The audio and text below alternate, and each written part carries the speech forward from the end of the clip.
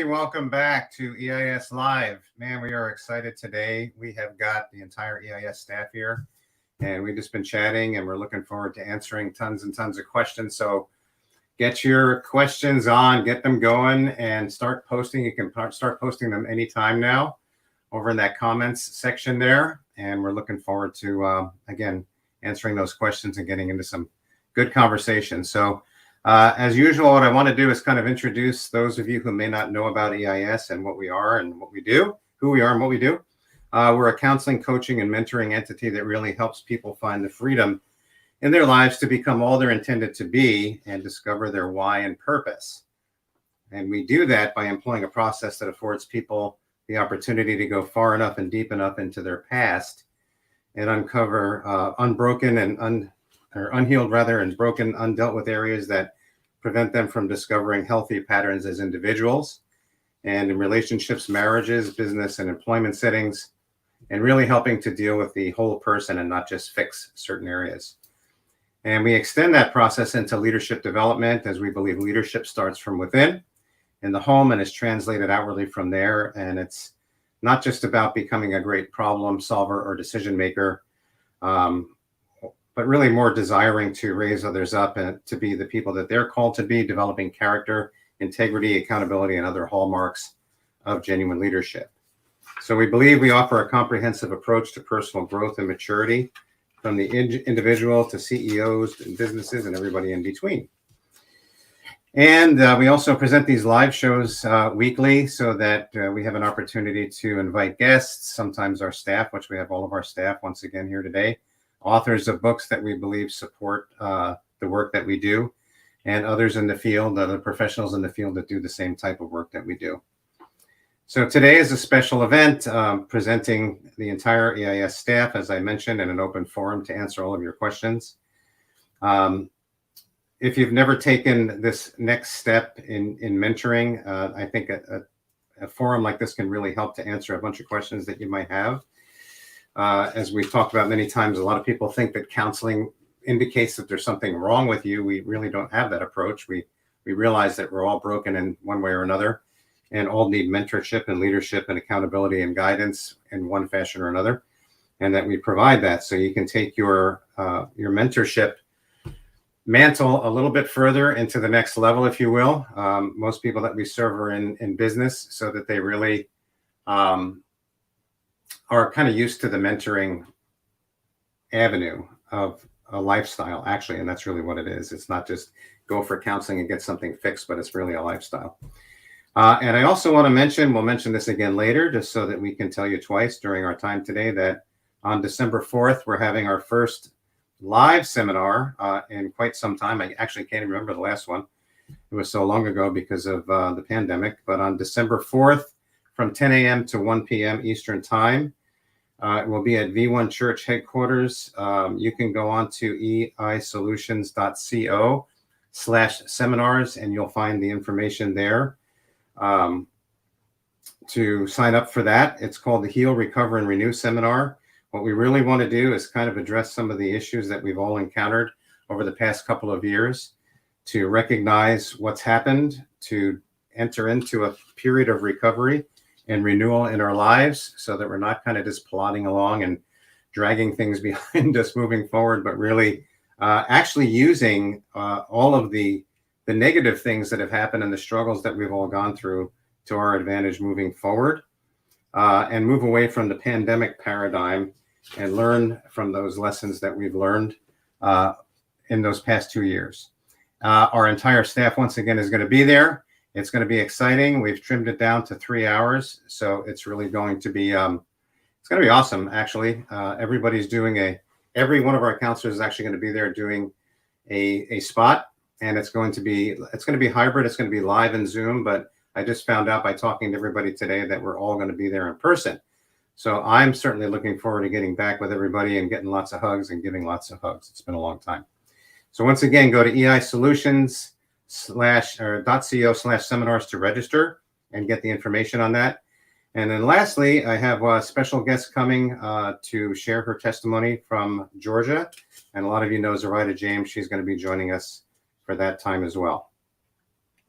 All right. So I was just sharing with our team, I'd love to introduce everybody individually because everybody has a particular story and I know everybody differently and they've been here for different periods of time.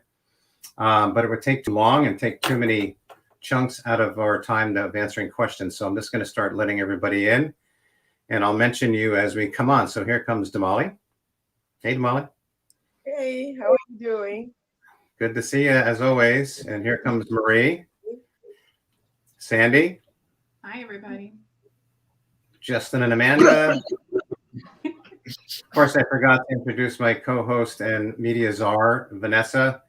Hi, That's all right. It's okay. I make mistakes all the time. No mistakes.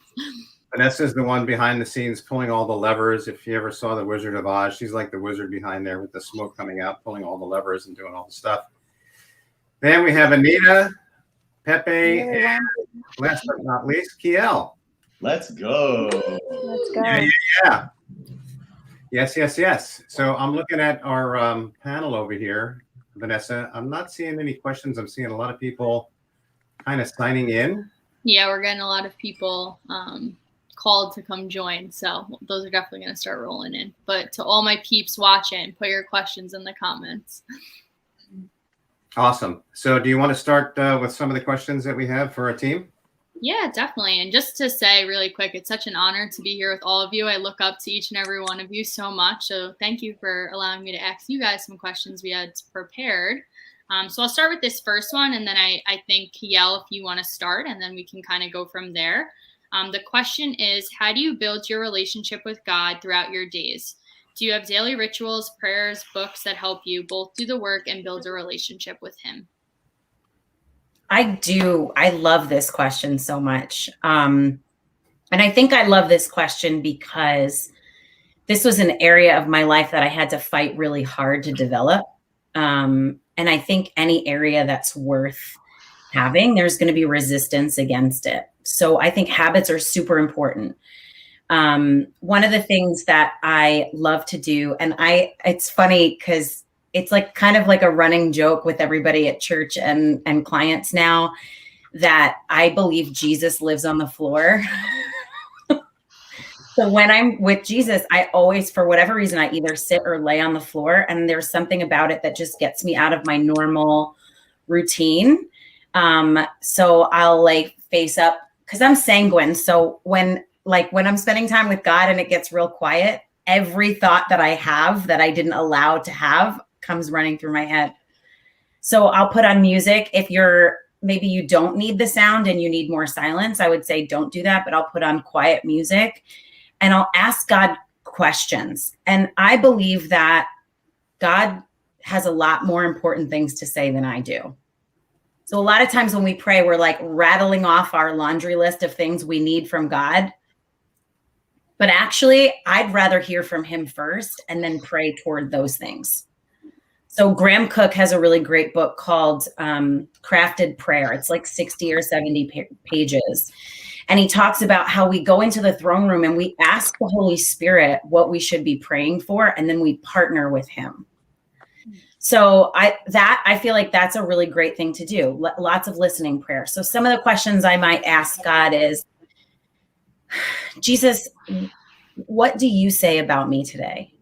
Maybe I'm having a day where lots of negative thoughts are running through my head and I'm trying to take them captive. The first thing I want to do is ask my Father what He has to say about me, because His words are ideally, they're going to identify who I am. They're going to speak to my identity. And then maybe there's some prayer time. I love like a Lectio Divina where you take one scripture and you meditate on it. Now, all of this stuff, it sounds like a lot of stuff and it sounds like a long time, but this could be 5 or 10 or 15 minutes in the morning. So sometimes I make my cup of coffee and I go lay on the floor in my living room and I just say, okay, Holy Spirit, like I'll say something like, God, I know you're good. Show me a new part of your goodness this morning. Show me a new part of your goodness today. I like that. And then I'll wait and I'll just listen. And sometimes I don't get answers, but I get peace, right? And then from there, I'll start to pray, or I'll pick up my Bible and I'll start reading whatever scripture I left off at. But I think it's really important to start with a heart of listening and what some people call soaking, before we get into our habits of reading the Bible or praying through our intercessory prayer list or anything like that, because otherwise it just becomes like a rote activity. It's a routine, right? So I think if you're not in a romantic relationship, this is an awesome opportunity to steward what it's going to look like to grow in intimacy with your partner. And if you are in a romantic relationship, then you already know how to steward intimacy. And so that's what it looks like for me. That's great. Let me just throw something else in and somebody else can hop on board too. Somebody asked me that question a while ago, and Wellington Boone, I don't know if anybody remembers Wellington Boone. I'm a little bit older, so came from a little bit older school, but he did a series called Cultivating a Consciousness for God. And beyond even that, those special times and those set aside times, it's really about also cultivating your relationship with God. Like you said, Kiel, every relationship, like when you're in a relationship, that person's on your mind throughout the day, right?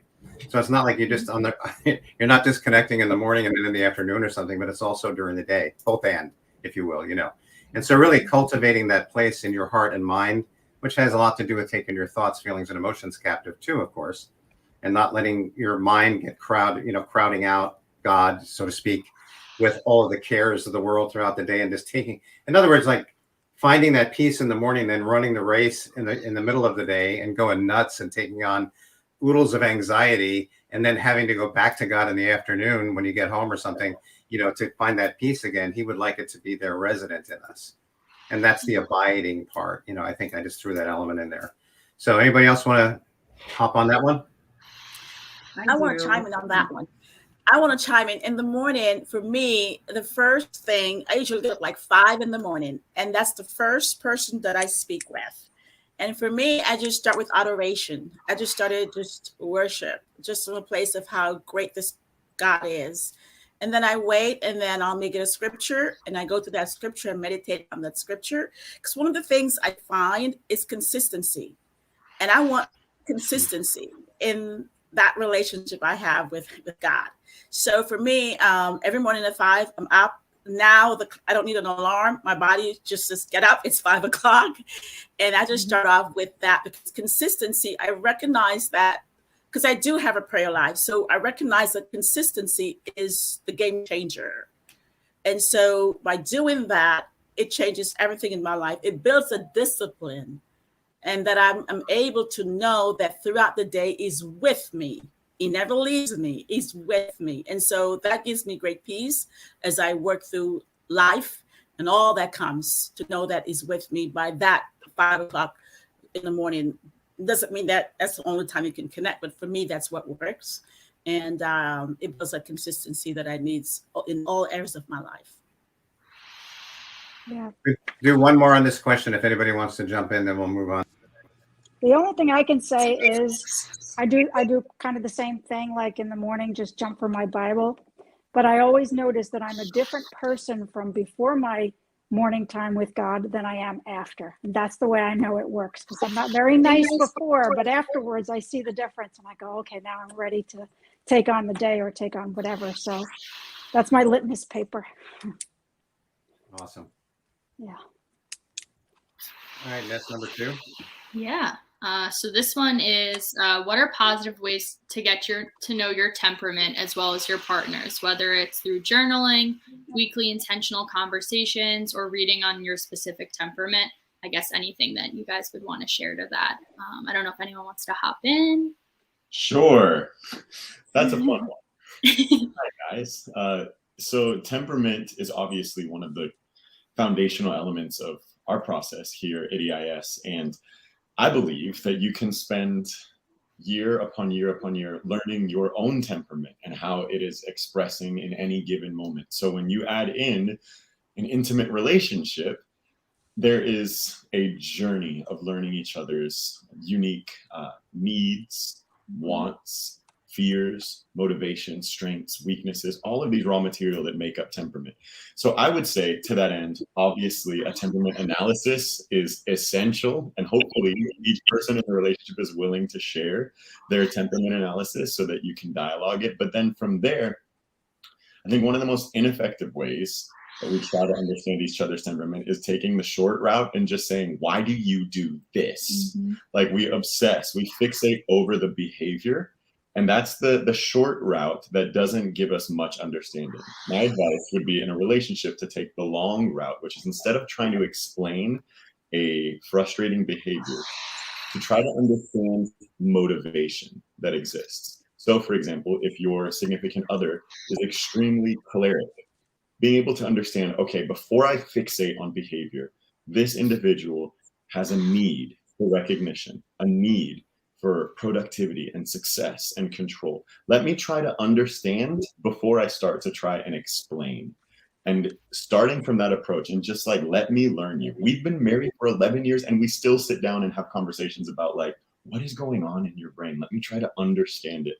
Because when we lay that foundation of understanding the motivation for what a person most needs, I have found in our relationship that all of the other little things that are frustrating and annoying, they start to at least make more sense. But if you're using template as your launch for saying, tell me why you bother me, you're going in with a confirmation bias. You're just going to be annoyed at whatever is said.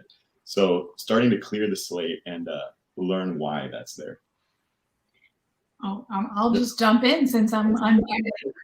I would say one really helpful thing is embracing curiosity over comparison. Woo! Because if we try to make our partner, or whether in business or in romance, be like us or be motivated like us, or think we should be more like them, we're actually going to sell ourselves short of who we are authentically called to be and what life is meant to look like for us. So curiosity of trying to invite one another into your experience can be really helpful. And not using temperament as a weapon, like, oh, you're being such a choleric right now, or you just melancholied all over this moment, help you grow in intimacy and understanding one another. So good. Yeah, go ahead. I'll just add one more thing on all of that they've said. Like for me personally, one of the things that I started to pay attention to my temperament, I'll go through negative emotions sometimes, and it will take like 3 weeks or 2 weeks, and what just happened? Like I can't get out of it. What is going on inside of me? And then it will dawn on me like, oh, it was a need to be blah, blah, blah. Then it started to make sense, and I started to pay attention with how I was feeling and understanding what the need was. Because I feel like when you understand your own self first, it's much easier to empathize with another person without being critical or judgmental. And we all have our weaknesses.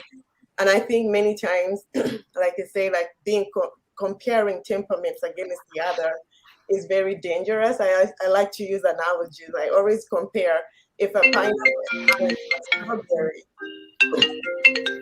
What does that mean? You know?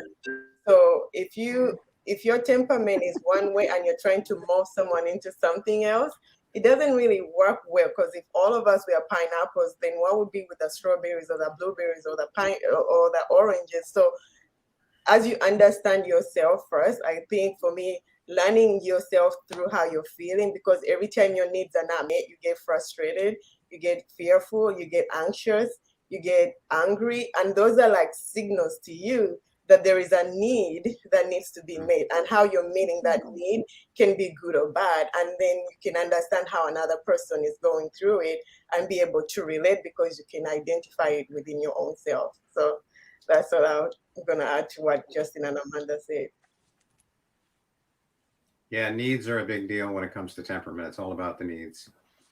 And, you know, one of the other things that I found too is that when you realize that temperament is inborn, it's something you're born with, you know, once you realize that and you see how the person is, you know, you see the behaviors and you begin to understand that they're not just doing this to annoy you. They're not just making this up. It's really how they are. And it would be to your benefit to try to be curious, like Amanda said, to be curious, to understand what their motivation is. And so then you can start to gel together and start to walk together in relationship, rather than fighting against something that's inborn. So and I like that. We see this in couples a lot, that it's really easy to get frustrated in a relationship when the other person is not doing what you want them to do. And that that frustration will eat away at you. And so what we try to guide couples to so often is, what do I need to do for myself in this situation? And the moment that you start asking, okay, what do I need? The answer will sound something like, well, I need her to stop. And already you slid away from personal responsibility. You need to come back to, what do I most need in this? I need security. What can I do to provide myself security? I need to set boundaries for myself. And I need him to not, wait a minute, let me back up, because it's not about the other people. It's about me providing for my own temperament needs. I think it can really help diffuse the conflict in relationships as well. That's really good. Ness, I think we have some live questions. You want to throw them in there? Yeah. So we have, what do you do if you can't help but feel unresolved, even after both you and your significant other agree after the discussion or argument? Yes. I think that actually goes to the point that I just made too, is like asking myself, okay, so what do I still need? What we agreed, we talked like adults, everything was expressed, but there's something unresolved in me. I need to be responsible for that. I'm sure there's some other stuff, but yeah, that's a real life situation. I was gonna say that especially marriages or intimate relationships are the most triggering relationships. So when our needs are not met, and you have like the way you're responding to the need, because we all feel safe when we're in control. So we mostly gravitate to whatever temperament we have in our control. So if you're sanguine and melancholy and sanguine, you're going to be more melancholy, because we all feel safe when we're in control. So it's going to look very differently for everyone. And so once you understand that this is the need that I need, and it hasn't been met, and then you're feeling your body, your system like reacting to it, because we all respond to our needs very different, because if we are almost like being triggered. So if you're responding in a triggered state of mind, you're not fully present to really meet the need. You need to know how to cool yourself off first before you go back into resolving whatever the issue is, because you're not fully present to address the issue at hand, because you're coming from a triggered space. So if someone, let's say, doesn't meet you, if you're not in control, and your fear is you're going to be controlled, and when you're going to be controlled, you're going to be forced to do whatever you don't want, and that hurts and all that stuff. So you're in this moment reliving the past, and you're responding to this present moment as if it's like 5 or 10 years ago, and that's not necessarily true. So you're going to end up spinning wheels, not moving anywhere, because you're not present fully, because you're just triggered and you're reacting as if you're reliving a fear that you experienced before. So excellent. Yeah. Sure. I would also like to add to what Justin and Damali said, is it's the desire to feel safe and to be nurtured. And usually when you feel like your need is not being met, what that means is that something inside of you is saying something, it's me, it's I, as Justin said, that word I. The I in me is being affected right now. And that means take some time and just do some self-reflection. What is going on in me that I need to address before we take action, before we look at the other person? Usually you start with yourself by introspect. What is it that's going on in me? Am I hungry? Am I tired? Do I just need someone to listen to me? So the first thing is I need to feel safe and I need to be nurtured, and start with looking in before you start looking out. That may help. Look in before out. All right, Ness, you want to go on to the next? Yeah, so many truth bombs coming from left and right. I love it. The next one is, what are good traits to embody if you're looking to be a leader with people that you interact with? What does leadership mean to you? Maybe someone we haven't heard from? I feel like a teacher in class.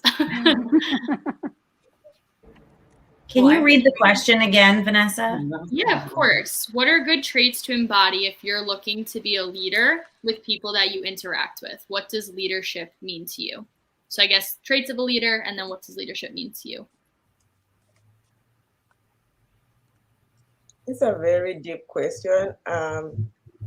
there are so many things about leadership, but for me personally, the thing that grabs me the most about leading others is that a way to serve others, to serve them for the betterment of themselves. Like you're willing to understand, you're willing to nurture them into a place where they can rise to be who they are supposed to be based upon your understanding. And I think it's not about, we all know not the titles, but the ability to serve a heart of another person with the intention of getting them to be themselves. So for them to feel safe to be themselves, for them to be safe to be curious about who they are and to explore so much about themselves and the world around them so that they can become who they are meant to be. So yes, leadership is very huge. It's a big umbrella. So for me to say that I'm gonna say this one statement and cover all of it is not fair. So for me, the thing that sticks out to me the most is the heart to serve others. That you're not doing it for a name, you're not doing it for the accolades, you're not doing it to be seen or recognized. You just have a desire in your heart to help other people. And that's why we all can lead in different ways, in different spheres of influence. So we are not all going to lead in the same space. But whatever you do, that you have a heart for that particular thing that you're doing, that you're willing to serve others, not for your self-gain, but for the betterment of others. That's that 2 cents I would put into. Yeah, I love what Damali was saying. So one thing that I definitely look at with leadership is to discover, to develop, and then be deployed. When you're leading a team, when you're leading someone, you want them to discover who they are. You want them to discover their gifts. You want them to discover what they're good at, and then help them develop that within them, and then they can be deployed in whatever it is that they want to do or have the giftings to do or have been developed to do. And so that's what I think is really, really important in leadership. So good, Jocelyn. Yes, so good. 100%. Develop, That's awesome. I got to write that down. discover, develop, deploy. I love that. I think for me, one of the key markers to I think the gift that a leader can give to the people that they're leading, it's kind of what you said, Jocelyn. It's making space for them to become and making space for them to mess up. So it's almost, think about being a leader the way that you think about being a parent of a child who's just learning how to walk, right? When a child messes up, you don't go, "You're an idiot, get up," right? You go, "Yay, you did it. Okay, let's try again," right? And I think good leadership looks like making lots and lots of room for people to become who they were meant to be, and for you to just encourage them, call out the gold, prophetically say, "Hey, this is where you live. You've got this." And then when they mess up, or even when they do well, we can then go back and say, "Okay, this is what you did well. This is where we need to grow." We call them pros and grows around here.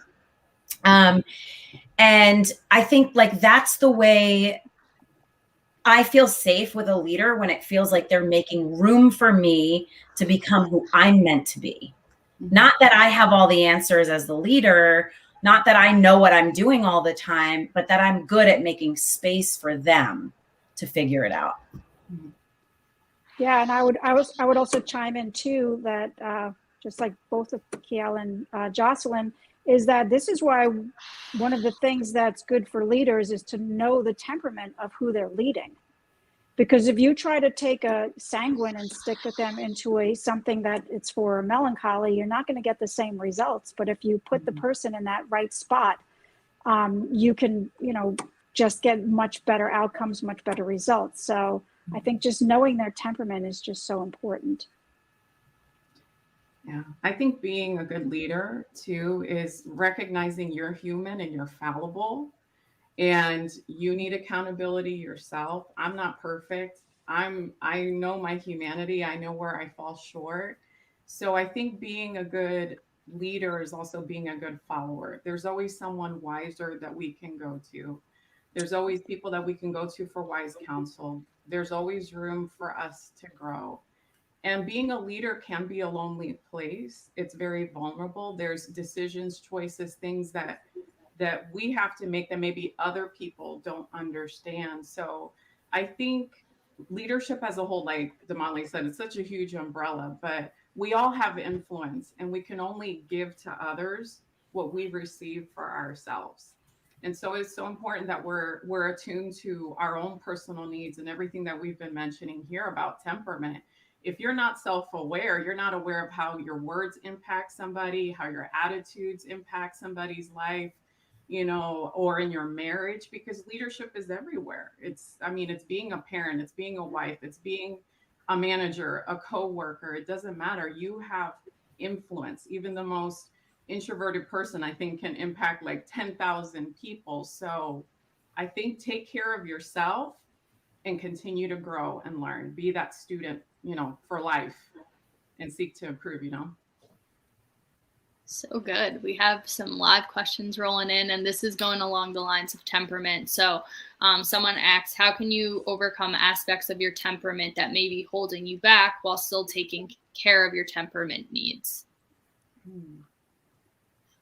I like saying, like with temperament, anytime I love doing the temperament analysis, and I will continue to say, if you have not gotten your temperament analysis done, you need to, because it is such a game changer. You're going to get insight into your own personal, like your own unique set of inborn needs that you have. But I always like to say, I want you to think of temperament like two sides of a coin. You have the side when all your needs are met, you have your act together and all of that. It's so important to be mindful of that. But just as important, your temperament also reveals how you handle the stresses and pressures of life. And sometimes the stresses and pressures of life come from unresolved issues, things that just need to be worked on. So just like what we do here at EI Solutions, that temperament's always going to be like that foundation as we help you learn how to overcome, whether it's, you know, a wound from the past, or maybe it's like a certain mindset that's been holding you back. So you have to be mindful of both things. How do you respond to pressures and stresses when you're overwhelmed? Because some temperaments are really, like, I have a bit of sanguine in me, and we always talk about the sanguine swing, and that's something that I will have for the rest of my life. So if I have a day where I'm triggered to the right and to the left, and I don't know how to manage that swing well, I'm going to continue to shame myself, beat myself up. But now that I know how to extend grace, and I know how to communicate that need, you know, to other people that need to know. Along with the needs, I was just going to kind of frame, and then somebody else can jump in behind it. Along with the needs of temperament, because the hallmarks of temperaments are basically needs and strengths and weaknesses. You know, so when those needs aren't being met, we're going to have a problem. And also, if we're operating out of the weaknesses of our strength area, like you said, Sandy, if for example, as a sanguine, and knowing that swing exists, but not paying attention to it, by not taking your thoughts, feelings, and emotions captive, it'll push you into these different directions. So you're going to go into the weakness area.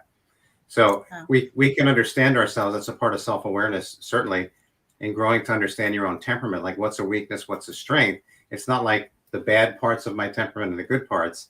It's the weakness area that I can actually capitalize on and turn it into a strength. Right. More like that. Exactly. Another way I explain it is, you know, temperament needs are needs, and needs must be met. So we're going to get them met in healthy, appropriate ways, or unhealthy, inappropriate ways. And so the more we can learn how to get our temperament needs met in healthy, appropriate ways within good boundaries, the more we are able to thrive with our strengths within our temperament. And often find when we're operating out of the weaker sides of our temperament, it's because something either hasn't been met or hasn't been met in a healthy, appropriate way. And a lot of times we can miscategorize needs as wants. So a sanguine might say, oh yeah, it would be nice to be with people, but I have to be responsible. I need to do all these other things. Or a melancholy might think, oh yeah, it would be nice to be alone, but I have to do all of these things for all these people. And when we are delaying gratification for needs, we're actually starving ourselves of something that we need, which can lead to more weak behavior. Right. Excellent. One of the things I would suggest the couples in some of the sessions is to learn each other's weaknesses.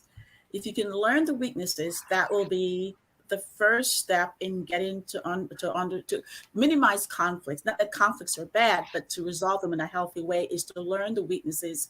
And once you learn the weaknesses, is to help your partner redirect from the weaknesses to the strength by bringing out the strength in your partner. So one of the things I would say, learn the weaknesses and not allow the weaknesses to be the thing that holds you back, but drives you to your strength.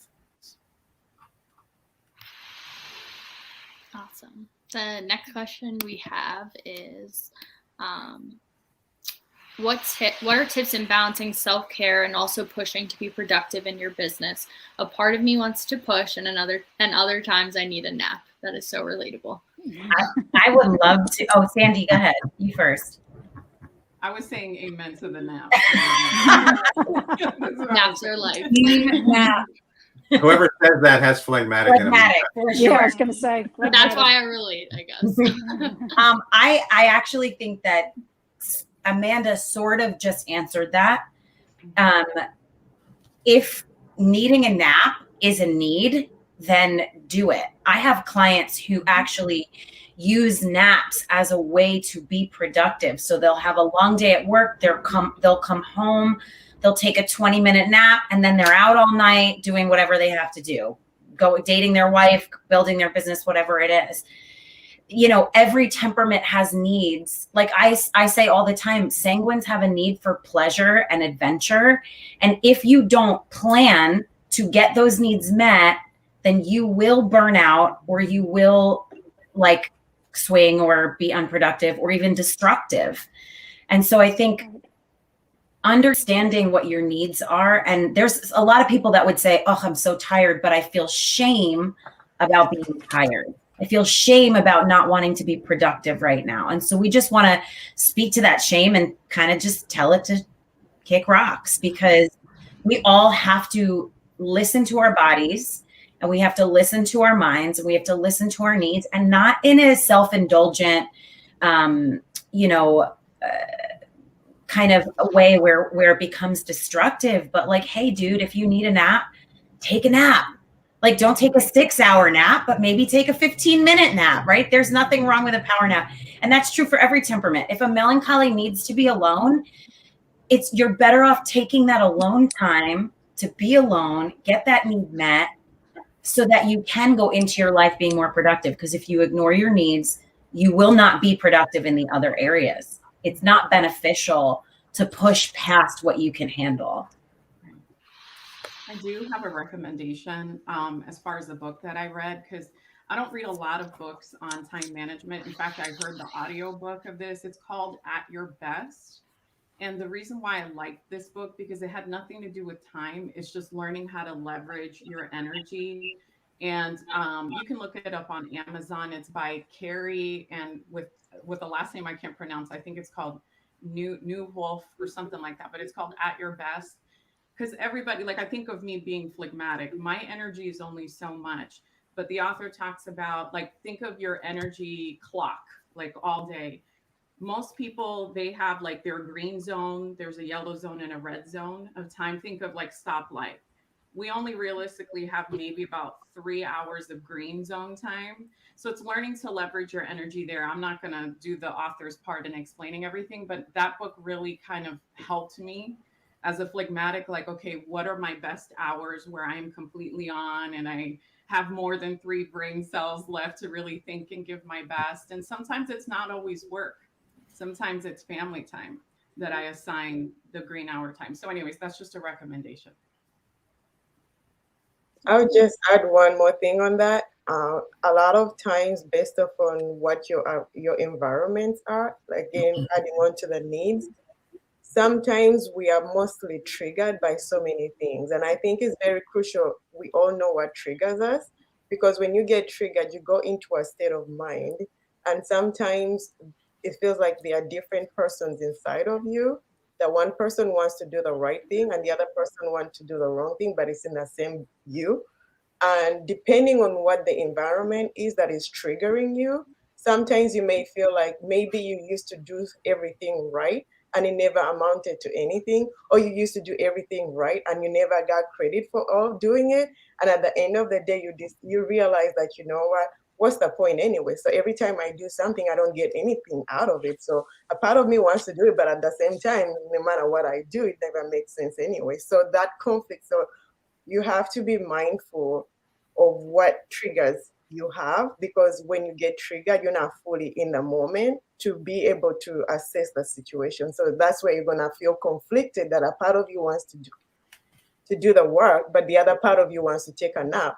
But we have the capacity as adults in our mind functionalities that you can transcend your physical experiences, where you can perceive a different way, that your perception can change.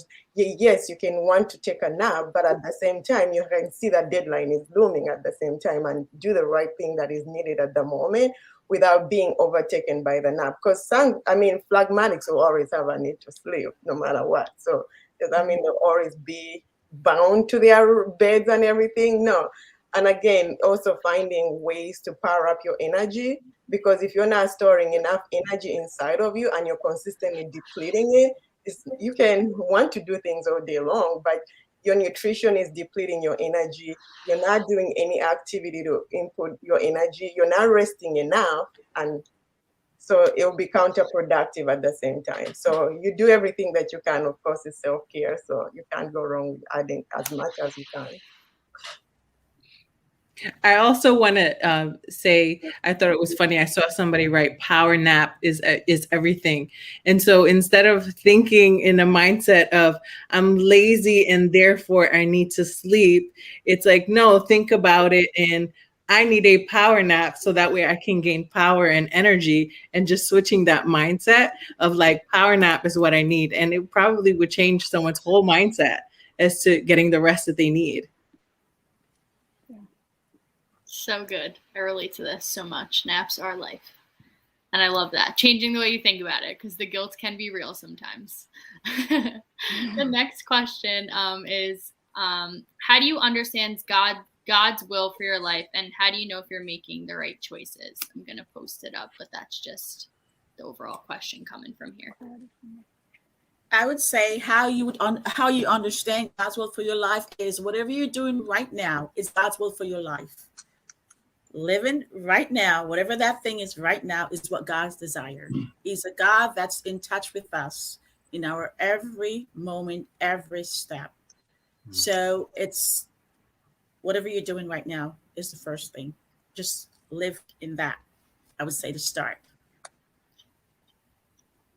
I also I love to think, I know this may sound really irreverent to some people, but I love to think of God and his plan for my life like a GPS. So if I make a wrong turn and I'm listening, he's going to reroute me, right? You know, when the GPS it doesn't do it anymore, I don't think. I don't know. I don't have the sound on my GPS because it distracts me.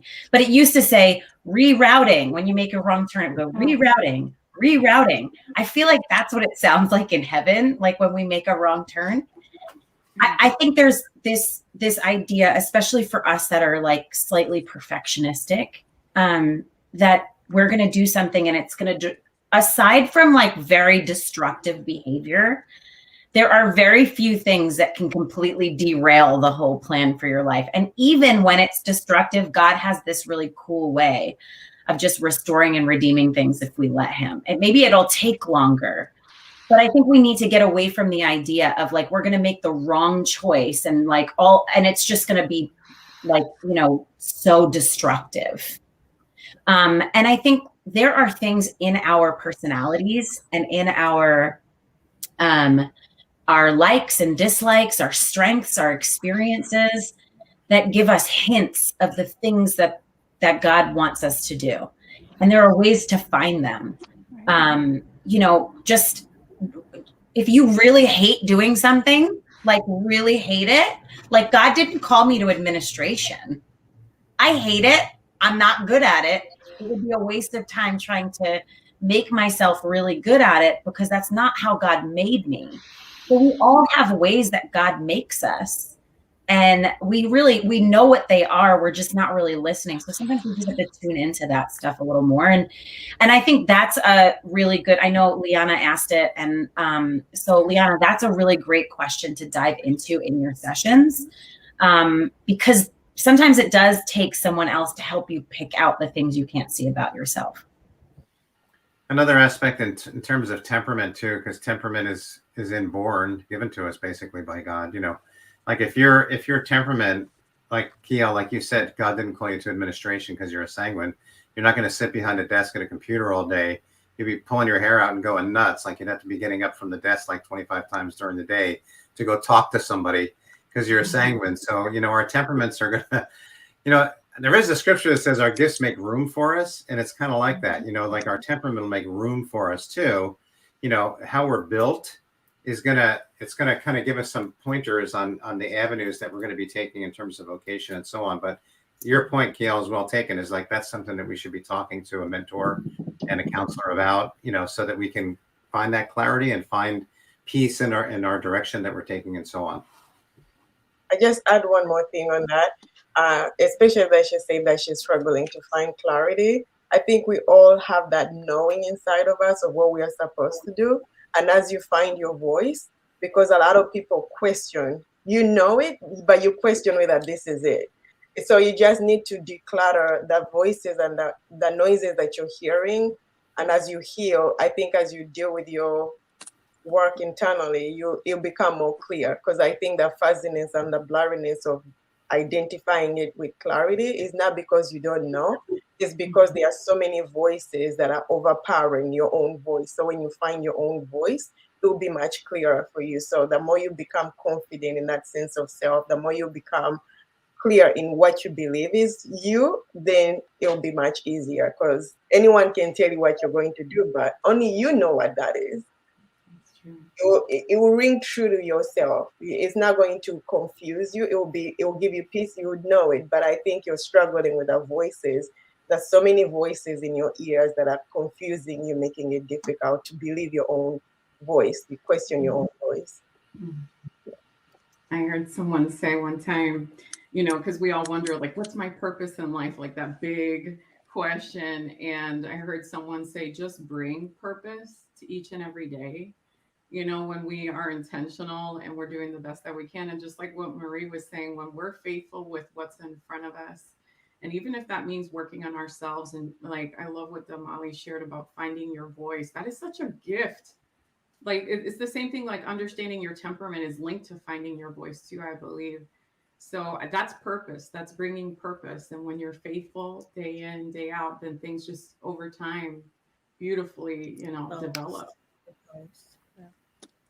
And I think also sometimes we want to get to the goal. We have this goal set out for us. We have our vision boards, and we're pushing towards that goal, but we don't realize that it's just one step at a time. And so if you remember, like, you know, sometimes there's only a small light in our path. There's only a small way, and we see that one light, and we begin to walk towards that. We'll one day just go, oh, wow, this is the path that I'm on. This is where it's leading me. So sometimes it's just that one thing one choice you make that can change everything. So even today, like that one thing, like Kiel was saying, like getting up in the morning and spending that time with God, that's just one thing. Or taking your temperament test and seeing what your temperament is, that's another thing. But it starts to lead you then to the bigger picture of where God has you. But it's one step at a time sometimes. I actually, the first time I ever knew I was fully living in my purpose was when I was having a conversation with God. And he said to me, and I was laying on the floor as I do.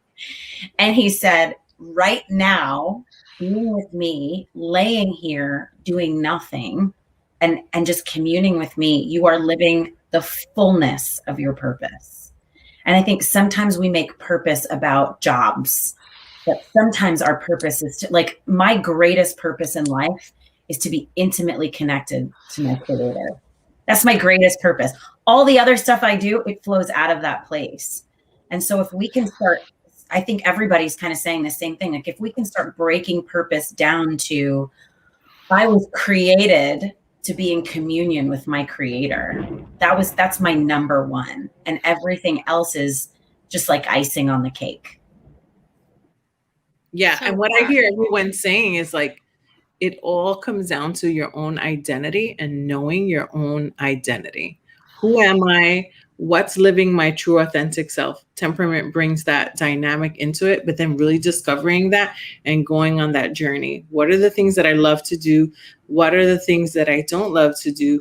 When I'm unhealthy, what are the things that I do? How do I get healthy? How do I make those weaknesses into strengths? And then really, really discovering your identity. Of course, you're a child of God, spending time with him, but then also whether it's career, whether it's business, whether it's relationships, and just really going in that journey to know yourself and discovering that identity.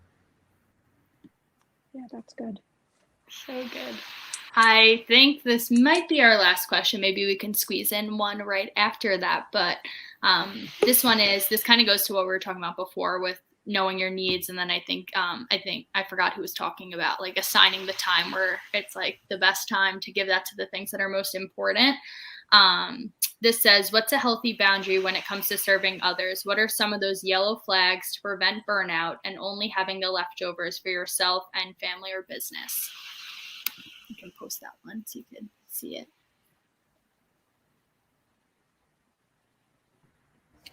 I want to share something with that that question, and I just kind of want to share something that I experienced personally. So my husband works a full-time job, does full-time ministry, and helps run a college in that.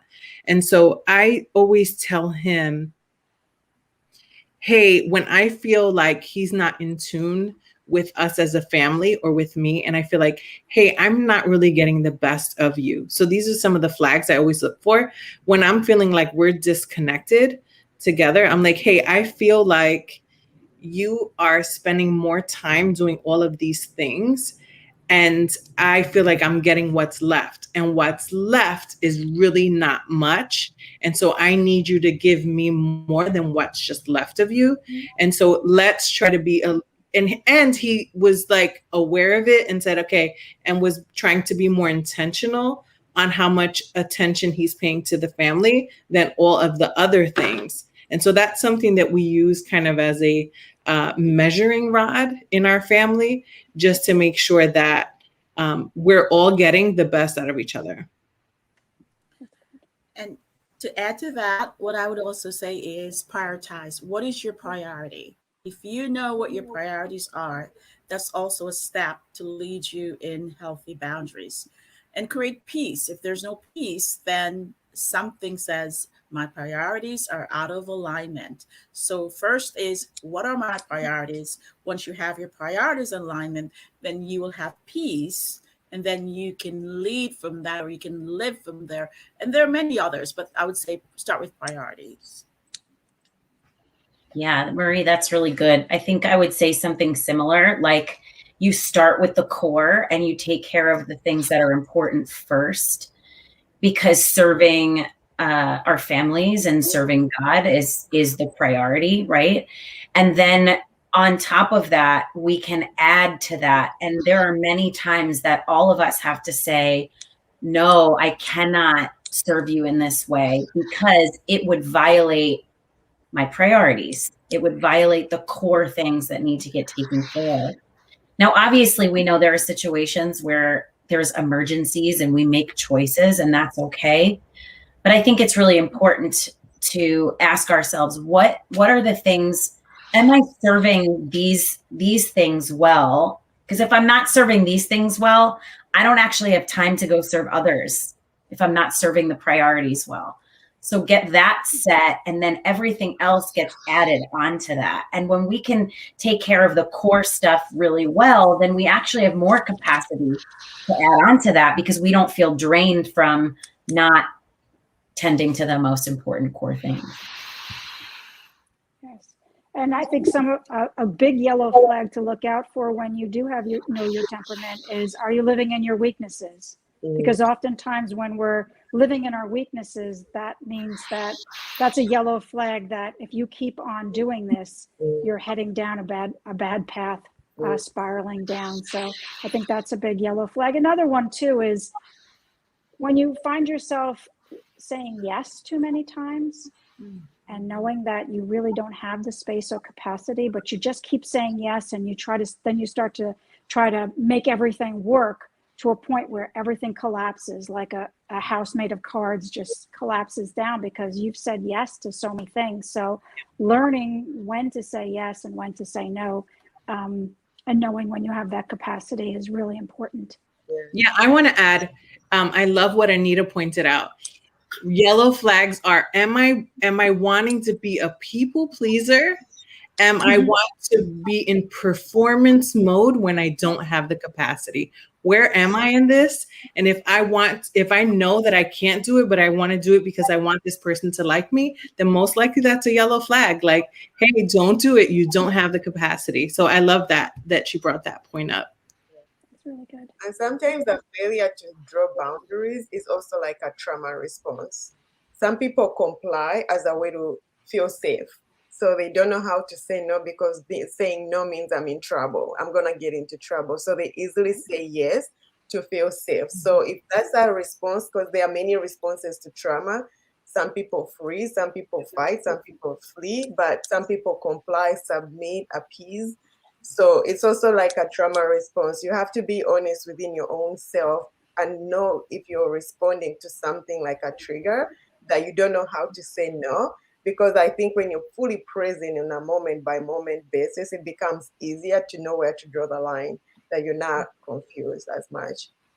That's all I can add to that. I also want to throw this out there that yellow flags in itself, even it's saying something is pay attention. So don't be afraid of the yellow flags. The yellow flags are saying pay attention. It's a good thing in one sense. It's letting you know you need to talk to someone, you need to move in this area. And it's a way to bring you into healthy boundaries. Awesome. Thank you, guys. I know Bill's computer went rogue, so he left it to me to close out, and we're just running a little short on time. But I just want to say thank you so much to all of you for being here. I know we had a few of the counselors that had to hop off midway through, but you're getting so much love in the comments. We already have people that want you to come back. So thank you so much. I took so many notes, so many truth bombs. So good. I know Bill would want me to just bring up again the Heal, Recover, and Renew seminar that we have on December 4th. So you can purchase tickets to that at www.eisolutions.co under the seminar tab.